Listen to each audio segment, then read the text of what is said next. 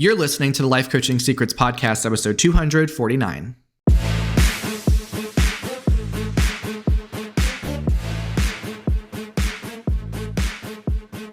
Did you know that life coaches are needed now more than ever? I'm Frank Macri, founder of Thriving Coach Academy. I've trained over 1,000 coaches and helped them launch their own successful coaching businesses. If you want to make an incredible income and impact as a coach and have a lot of fun doing it, I'll show you exactly how to get it done. This is Life Coaching Secrets. What's up, coaches? In this episode, I'm going to talk about the fastest way to build confidence as a coach. And I'm going to debunk a lot of myths that people have around confidence.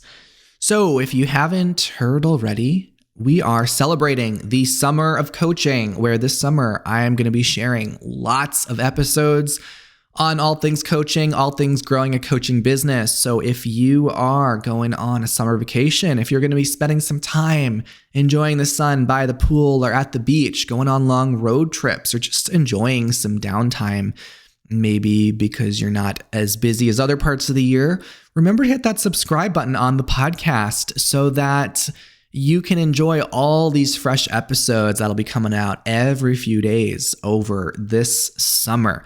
All right, so let's get into it.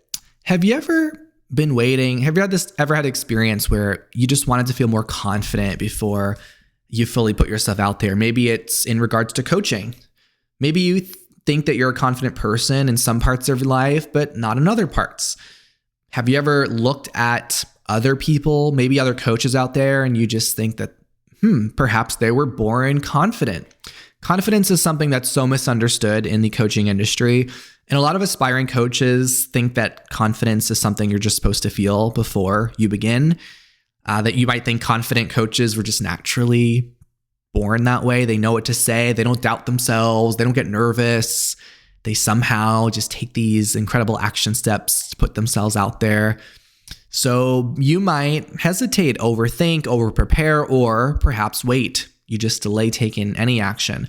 But really, confidence is not a starting point. It is a result. It's something that gets built through action, through repetition, through failure, through feedback, and through experience. So all of the successful coaches out there, they weren't magically born confident. And as I'm going to share later in this episode, some of them are still not very confident, and yet they're still very impactful and very successful.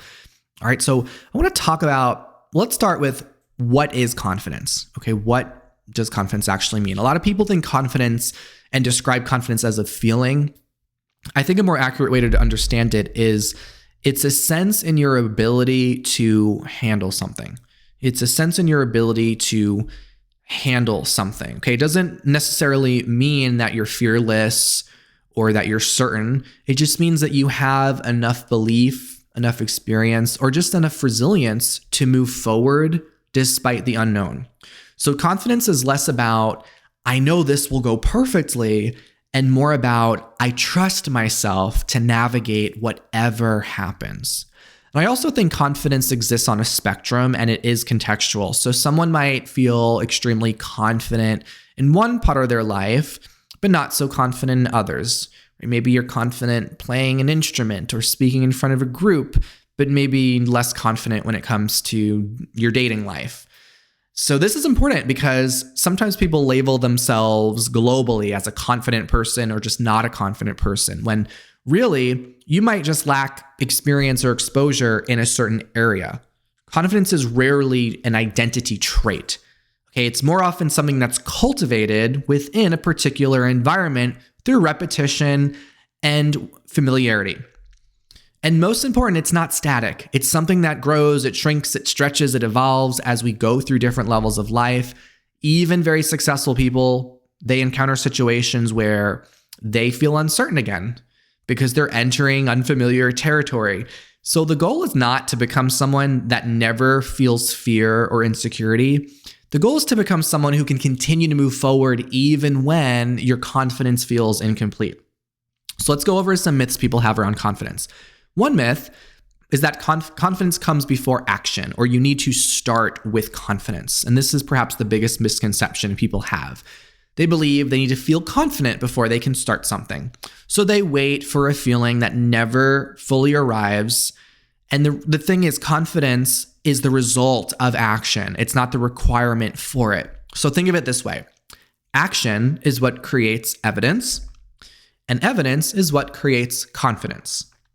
Now think about something that you feel confident doing in your life right now. Now go back to when you were doing that thing for the first time. Did confidence appear first, or did it develop after some repetition and experience? I like to think about when I got back into tennis the past few years.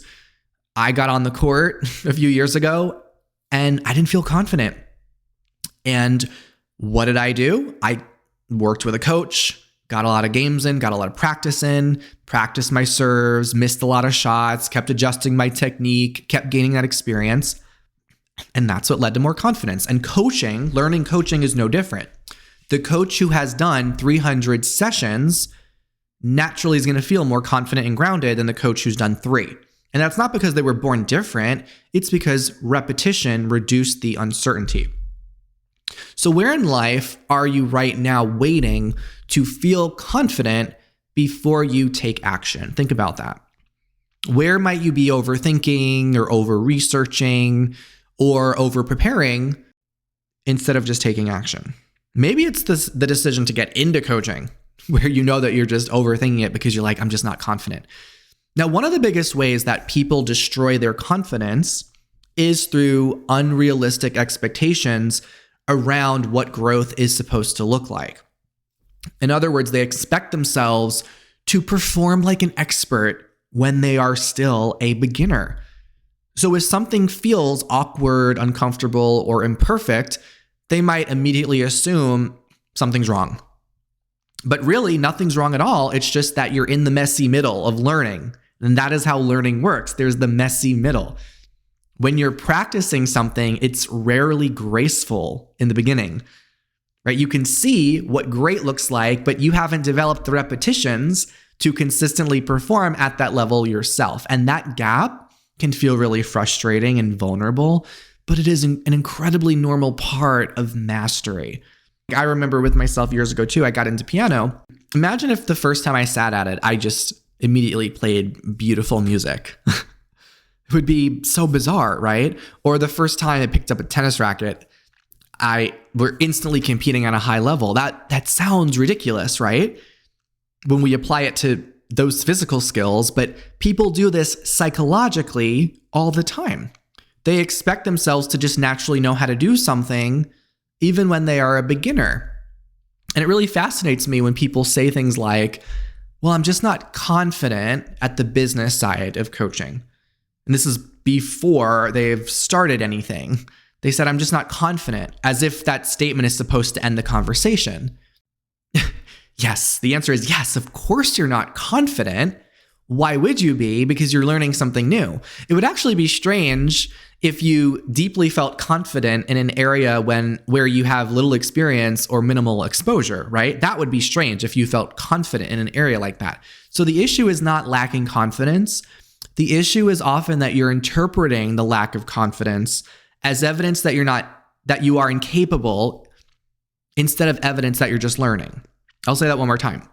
The issue is not that you lack confidence. It's that you are interpreting your lack of confidence as evidence that you are incapable instead of evidence that you're just learning. So when a new coach says, I'm not really confident with the marketing side of things, the healthier response is not, well, how do we make you magically more confident right away? A better response is, okay, so then let's learn marketing.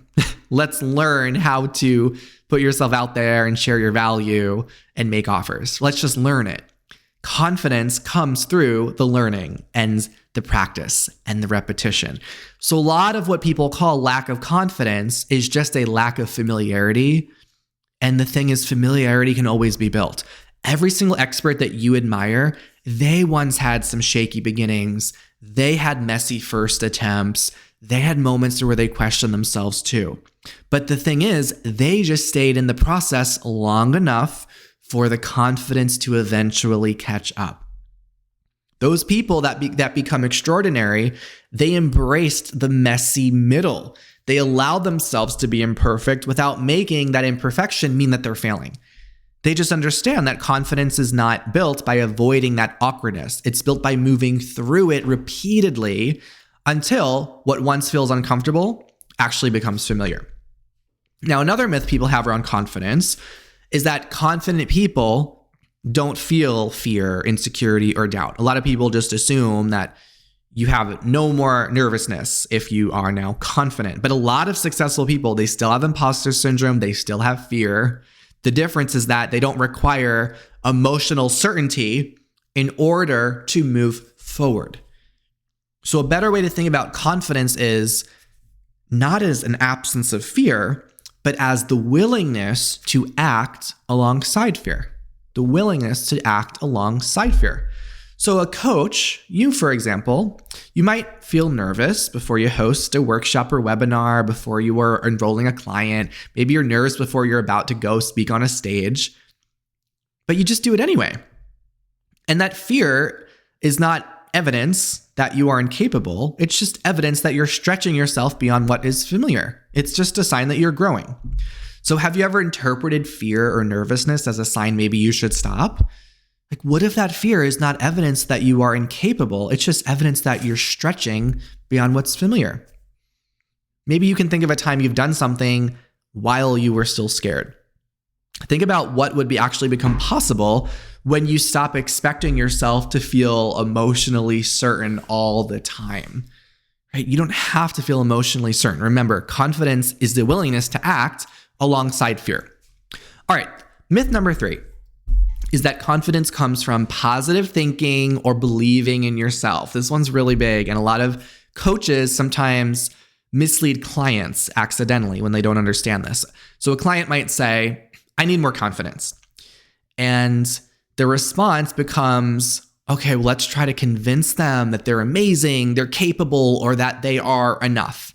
A lot of different coaching methods out there are just about forcing people to believe that you are enough. And yes, mindset matters, but confidence is not created through affirmations alone, right? If someone has never done something before, it actually makes sense that they may not fully trust themselves yet. Real confidence is built through exposure and lived experience. So imagine if someone is terrified of public speaking. You could spend months trying to tell them of how smart and capable and good enough that they are, but giving a few actual presentations is going to build more confidence way faster than just this endless reassurance ever could. And why is that? Because their nervous system actually starts realizing, wow, I can do this when they start doing those presentations. Think about someone learning to drive.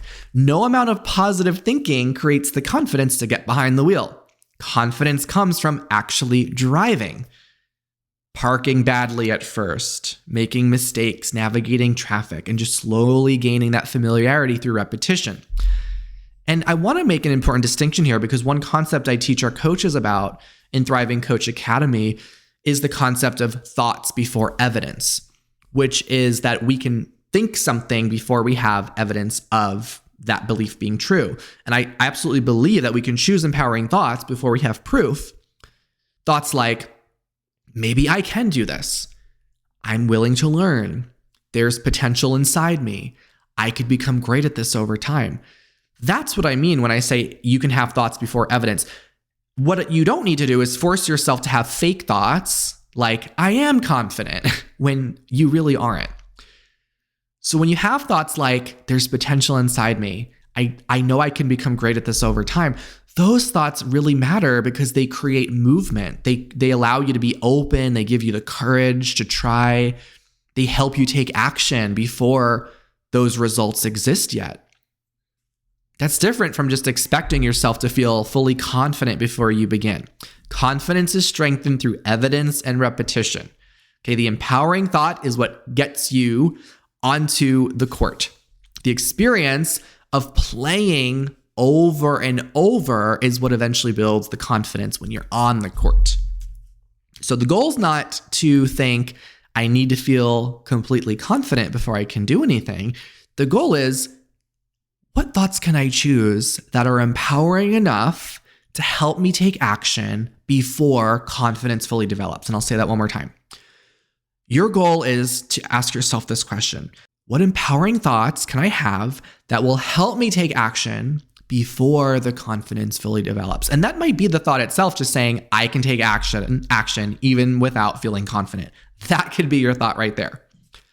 Once you create that evidence fuels the deeper confidence, and that's going to allow you to take even more action. That's where momentum really begins to compound. Okay, that's what allows you to really continue to grow and build that confidence even faster. All right, the thought starts to shift from maybe I can do this to wait, I actually handle that. Okay, that wasn't so bad. Maybe I can do it again and get a little bit better. That's how confidence grows really quickly. The evidence strengthens the belief, and the stronger the belief will create even bigger action. Bigger action creates more evidence, and over time, confidence is not forced. It's something that you're really embodying because now it's rooted in your actual lived experience. Okay, that's why confidence tends to grow in layers. So a question to think about is, what if confidence is not required before taking action? What is a small action that you can take without needing to feel fully confident first? Now, I also want to say that even though you might feel it's a bad thing for you to not have confidence, too much confidence is also a problem, right? Actually, I think that the goal is not to achieve a perfect and complete sense of confidence, like a permanent state where you never question yourself again. When I see people who are permanently confident, I usually notice they become complacent and they become very rigid. It's much healthier for you to maintain a learner's mindset, because that's what develops your self-trust and competence over time. The learner mindset is what keeps you open. It's what keeps you curious and adaptable. And it's what allows you to keep evolving instead of just assuming that you've already arrived, right? The moment that you assume you've arrived and that you're fully confident, you close yourself off to learning, right? Every new level of life is going to humble you again. Every expansion, whether it's through speaking, leadership, relationships, business, or coaching at a higher level, it's going to introduce some new discomfort and some new edges. So the irony of all this is that some uncertainty is actually healthy. It keeps you preparing. It keeps you reflective. The problem is not that you don't feel 100% confident. The problem is when people make that mean, well, therefore I should not move forward, or maybe this isn't for me. The most successful people are often not the people who permanently arrive at this complete state of confidence. Okay, they are comfortable learning and adapting and repeatedly becoming beginners again and again without losing belief in their ability to grow. So instead of chasing confidence, I think people would benefit more from focusing on building courage, willingness, self-trust. Okay, courage matters because courage is what allows you to act before that confidence really exists. If you require confidence first, you'll stay stuck for a long time. But courage is what says, I'm scared, I'm uncertain, I'm inexperienced, but I'm going to do it anyway. And ironically, it's that courage that often creates the confidence, right? So I think willingness is also really important too, having the willingness to be uncomfortable. Are you willing to be imperfect? Are you willing to be inexperienced for a little while? So many people, they're not blocked by their lack of confidence. They're blocked by their unwillingness to experience the emotions that come with growth, the emotions that come with learning. Consistency is another quality that people would benefit from more than confidence. Okay, so I talked about instead of approaching and feeling like confidence is the requirement, instead embrace courage, willingness, and consistency. Okay, consistency. So because confidence comes and goes emotionally, some days you're going to feel strong, some days you're going to feel doubtful, but consistency allows you to keep progressing, to continue regardless of what your daily mood is, right? The people who grow the fastest are often not the most confident. They are the most consistent. And finally, the fourth quality, more important than confidence, is self-trust. Okay, self-trust. Instead of asking yourself, can I succeed? Right? That's a question that's Your confidence is often tied to your performance. Can I succeed? Self-trust is, even if it goes imperfectly, I trust myself to handle it. This is exactly what I thought when I was getting into coaching. I said, you know what? Even if this doesn't go how I think it's going to go, I trust I'm going to be able to handle it. I trust I'll be able to take my life in a really exciting direction with it. There's no losing here. And having thoughts like this is what creates such a deeper sense of stability, because your ability to move forward, it's no longer dependent on having a perfect outcome. Now, I want to end by saying that one of the other ways to fast track your confidence is through the power of community, right? Confidence actually grows faster when you're in an environment where growth is normalized. When you're isolated, every fear actually feels more intense and more personal. Every setback feels like something's wrong with you. But when you're with other people who are also stretching themselves and taking risks, struggling, learning, improving, you realize that you're going through the same process as everybody else. And this is why within Thriving Coach Academy, community is such a major part of the coach training experience, right? You can read books on your own about coaching. You can watch videos on your own about coaching. But when you're in a community of other coaches that are learning the skill together, what ends up happening is you transform because you're in this environment where growth and courage and action is constantly being reinforced. So your confidence grows so much faster when you are no longer trying to build your dreams alone. And this goes for any dream, any goal that you have in your life. It's great to ask yourself, where can I put myself in community? You do not have to go at this alone. So if you want to learn tools and you want to get supervised practice that is going to boost your confidence in both coaching and the business part of coaching, we would love to have you inside Thriving Coach Academy. If you're not already a student in our program, we would love to support you and make sure that you are showing up at your best as a coach, getting in that repetition, getting in that supervised practice so that confidence is no longer an issue for you. All right.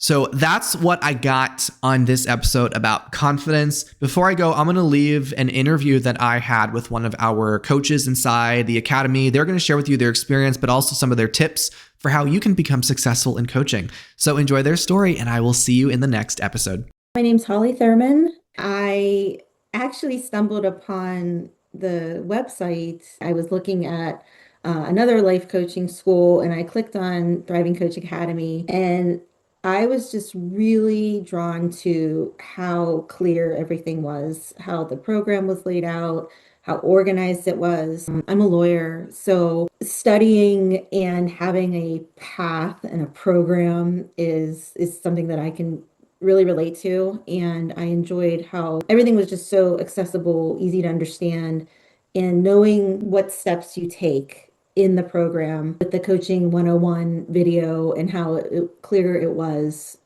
really what drew me to the program. And then Frank's energy in describing all of that, it was just something that I knew I had to be a part of. When I looked at Frank's program, part of my decision-making process was, I know what this is going to bring me. I know the benefit that it's going to bring me. And I even said this to Frank in the consultation I had with him, that my life coach said to me in the consultation that there is no greater investment than the one you make in yourself. When I kept going back to that thought, no matter what the cost was, the return was going to be 10 times greater, 100 times greater. My peer group they have become my friends, they have become my family. The way that they support my success, my journey, and trusted me to support their journey, I can't put a price on it. And that feeling of knowing that you're not only collaborating with people, but you're on this journey with them, and you're succeeding with them, and you're learning with them. That has just been by far the biggest win, because it's just so personally gratifying to have met these remarkable people that have had such an impact on me, and to know that I will be in touch with them forever. If you have 3 to 5 hours per week, you can do this. How am I going to maintain my full-time job that I know I can't leave and pursue my passion of life coaching. You can do it. I mean, you can do it with the way that Frank structures this program. It is an amazing balance between independent study and supported growth. The option to attend the live sessions when you can so that you get the live support, but also work on your own at your own pace with no pressure. That is invaluable, especially for somebody trying to have a full-time job, have a family, and take care of yourself and do all the things you want to do and still pursue life coaching. If you're considering enrolling in TCA, stop hesitating and just do it.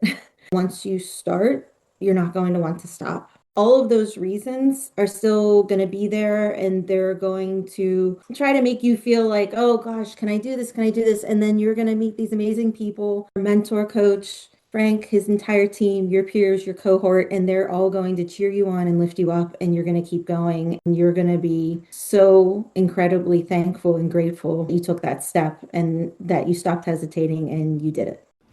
Hey, would you like access to powerful coaching tools you can use on yourself and clients right away? For being a listener of the podcast, I'm giving you a VIP guest pass to get a sneak peek into my coach training program.